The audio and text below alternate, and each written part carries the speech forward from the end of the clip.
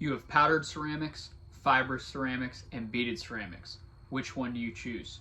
Follow along as we go into the two that I really like, and we'll go through the benefits of each. Hey guys, real quick, I do this to help you with your coatings, linings, and composite systems, whether you're working with another manufacturer, distributor, or a supplier. If you think this could help somebody that you know, please do share it with them. That way we can get the message out. Really appreciate it. Now let's get back to today's topic.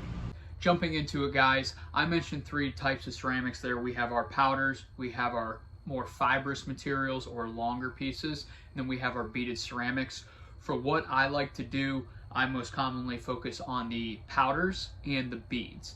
And with what we do, we're doing ceramic coatings, which can either be thin film or thick film, and each one plays a role in both. Now, when we're doing our thinner film systems, I love the powdered ceramics because we can get more ceramic into a system while maintaining its ability to be brushed, which is why we call it a thinner ceramic, so we can do that thin film, whether it be a pump, casing, an impeller, or anywhere where you just need a thinner system in place to resist abrasion.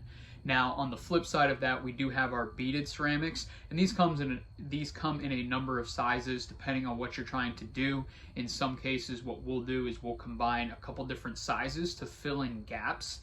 And the big thing with the beaded ceramics is, one, they have a just overall higher ceramic content per density, because when you're using the powders, that gets spread out in the system versus the bead, right, where it remains within that system there, and you have a lot more ceramic in that little space. And then you fill up your entire resin system and you just get more ceramic with that. Generally, these are a higher build. Now, what I like to do, especially in areas where we have both sliding wear or kind of sliding wear and we have impact and those two cross, is use a system that actually has both.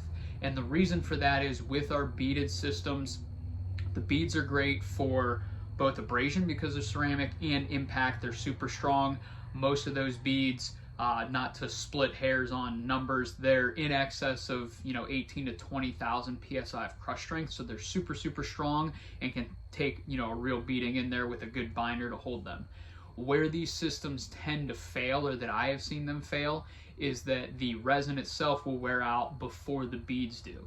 And so what we'll do is we'll do a hybrid system where we have the beads for the big stuff, and then if we have one bead, two bead, three beads, in those gaps between the beads we'll have the powder, and this is all blended in, right? You're not going to see it.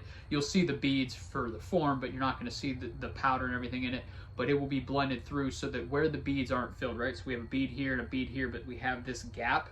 This is where that powder will find and sit, and then it will protect the resin so that the resin can last longer, which means it can hold the beads longer, so the system itself can last longer. So it stacks on top of one another, and I really like those systems for a whole host of applications, especially when tolerances aren't a big problem. And it's one where, hey, put it on as thick as we can go within reason. We have how heavy is the system going to be? If we put on 3,000 pounds of beads, that may wear down the system, and then also within reasonable budget constraints, but that's what we like to put forward when we can.